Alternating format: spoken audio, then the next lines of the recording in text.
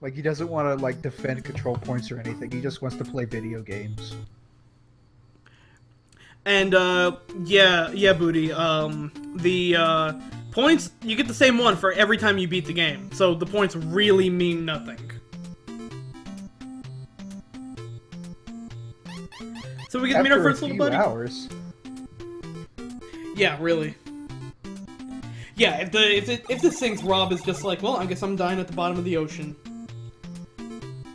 That's okay. He'll look at fish or something. But it's okay. He speaks dolphin. Oh, look at that dolphin. He's so happy. May I promise her to Wait a find minute, her boy that's dolphin? a huge-ass dolphin. No. No matter what, we have to find the boy. We could tell her no forever, and it just fucking means nothing. But thou must. So, you were asking before what we do on the overworld. We do a little bit. This is kind of like the first time. There are maybe a little bit of puzzles on the overworld. No combat for sure, but, this game has a chapter system. We are right now on chapter 2. So right now the first thing we're going to do is dock here, check out this lighthouse. Of every game I've ever played, this one, the game that reminded me of this the most when I was playing it was, oh, by the way, this guy's telling us to go fuck his wife. Because he's busy at a tower at a lighthouse. You know, alright. I'm not gonna not oblige. Just come up to this guy, it's like, I'm looking for a boy dolphin. I'm sorry, I haven't seen your dolphin, but can you fuck my wife? She's been lonely lately. I've been, you know, just up here on this lighthouse. So, it's kinda hard to tell, but if you get to here, you kinda see, like, the, little, like, spray of water down below me. Well, that's kind of this game's way of telling you that if you push right here, you can go through walls. Oh, I see a little spray of water. Yep. It's like not constant though. No, it's not. So we could go down and see that guy's wife, but you know what? I want to check some stuff out first. Like, down here. Let's go, It's also really hard to see, but do you see, like, the little bit of gray by the mountain on top to the right of that? Yeah, I do see it, yeah. Well, that's a, hidden passageway for us to walk through. But we can't get there, can we? If I remember correctly, one of these gives us something. What? Again, there's like little movement puzzles around this area. One of these basically will take us to get that big heart up there. Oh wait, I think something will spawn there once I talk to her. So just remember, there was nothing there when we checked it out.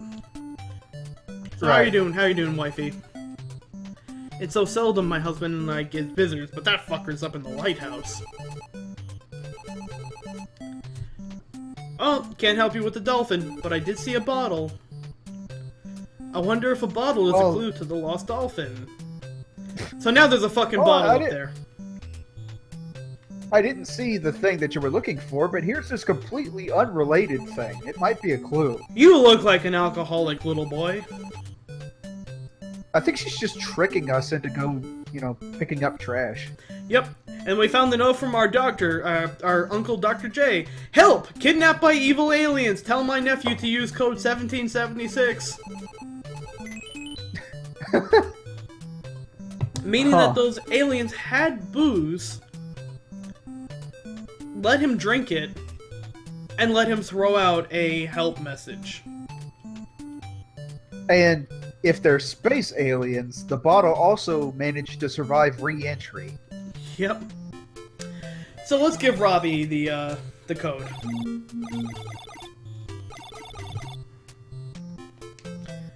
So now we can submerge if we want. Which we want to use on these little darker, wavy patterns. Because those are passageways.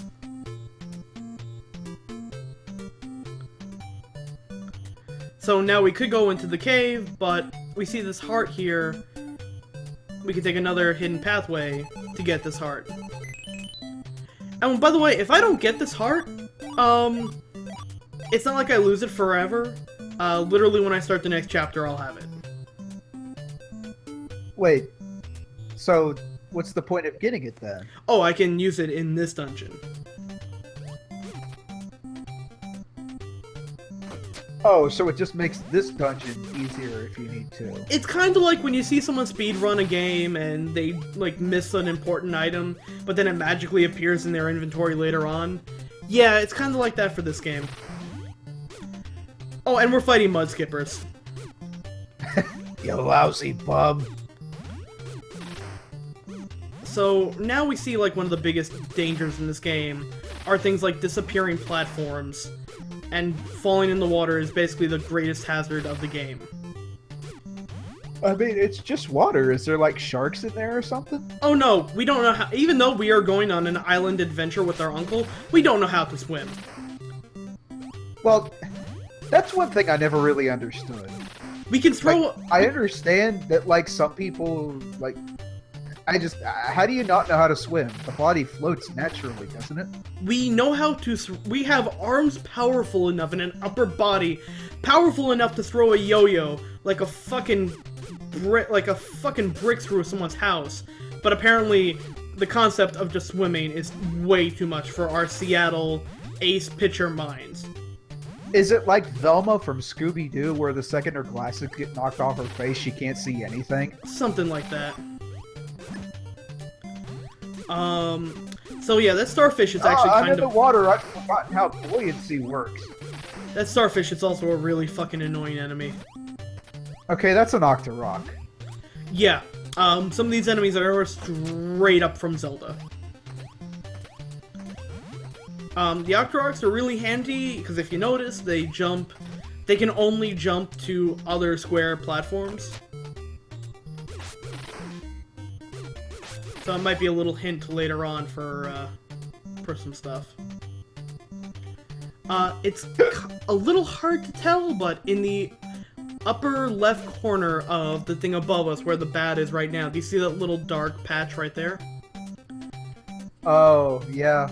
Those are, again, but I wouldn't have clues. seen it unless you know, Pointed it out. brought my yeah. attention to it. Yeah. Those are kind of your clues as to, like, where you can go to find stuff or whatnot. This is like La Mulana Jr. Yeah, a lot easier, but yeah.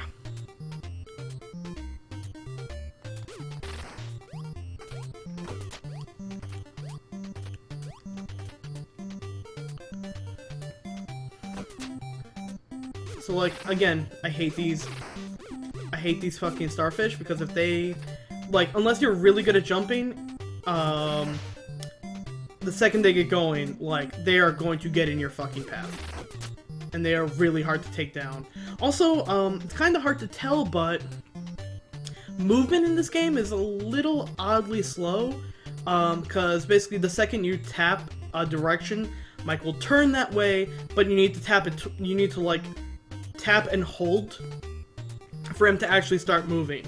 So if you want to, like, make a quick turn, you see how he kind of, like, it kind of, like, He seems like thinks about it for a sec. it almost kind of looks like he's skidding, like, if you're trying to make, like, a sharp turn. So here's the annoying pufferfish. Mostly because there are very few times you can actually hit him. I don't believe we actually need to take care of him, though. Yeah, we only need to kill the Octoroks to get past here. Alright, so no trap here, just... Oftentimes when you see just a little piece of heart, you can get a little scared that, you know... It might be a trap. Yeah, that might be a trap.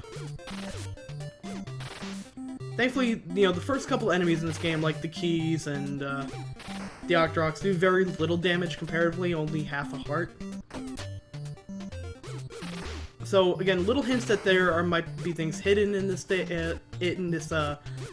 stage, rather, because we could just go north and finish it.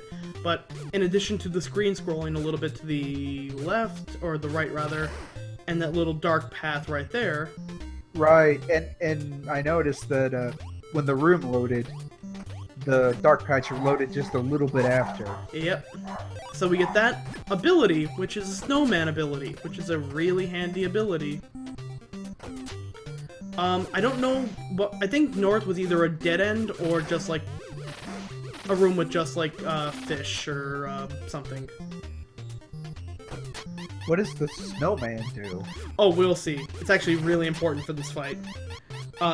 So the weapon that we got in this was a baseball bat, because we're a pitcher. I don't know why they gave us a bat if we're a pitcher, but we gotta go help this dolphin who now knows how to speak English. And the boss of this is a giant fucking octopus. So, what the snowman here does is if we use it, it freezes him in place, allowing us to beat an octopus to death with a baseball bat.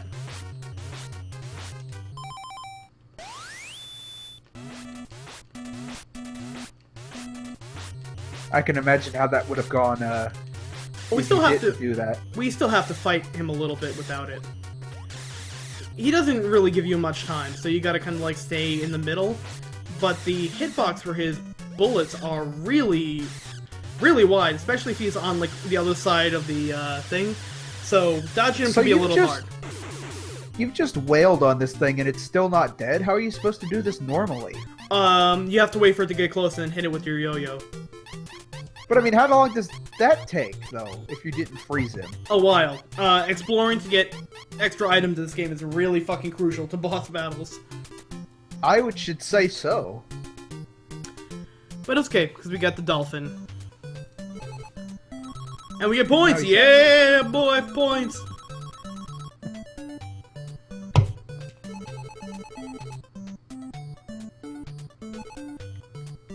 So, like I was saying, the game that kind of reminded me the most of this was Half-Life 1 of all games, like...